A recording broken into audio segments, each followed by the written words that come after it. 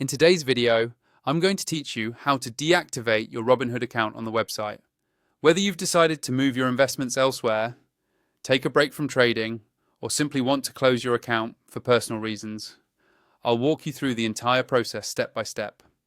I'll also provide helpful guidance to make sure you understand what's happening at each stage and what to expect.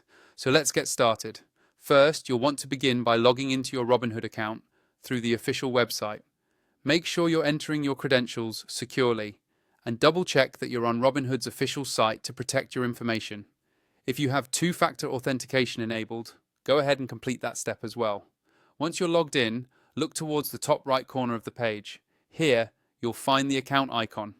Click on this icon to access a drop-down menu that contains various account options and settings.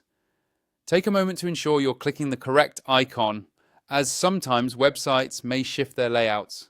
Next, you'll need to scroll down through the menu and select the option labeled Settings. The Settings section is where you'll find most of the tools for managing your account preferences, privacy, and security. Navigating here is crucial for making changes or updates to your account. Within the Settings menu, locate and click on Account Details. This page will display your account's core information and is the central location for any significant account decisions, including deactivation or closure.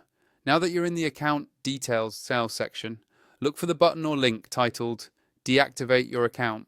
Click on this option. Robinhood may display some information about what closing your account means, or perhaps offer advice if you're closing your account due to specific concerns. It's worth taking a brief moment to read any information they provide, as closing your account is a permanent decision, and you'll want to ensure there are no remaining balances or assets in your account that need to be transferred or settled before deactivation. To complete the process, follow the prompts that appear on the screen.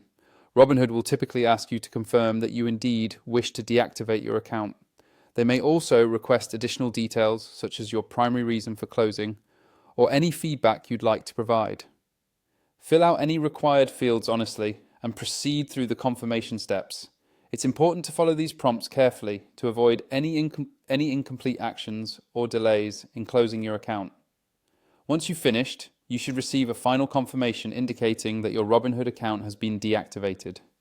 Double check your email inbox for any confirmation messages, just in case you need proof of account closure in the future. And that wraps up the process. You've now successfully deactivated your Robinhood account, completely online and securely. If you have any assets or funds left, make sure they have been transferred before completing these steps.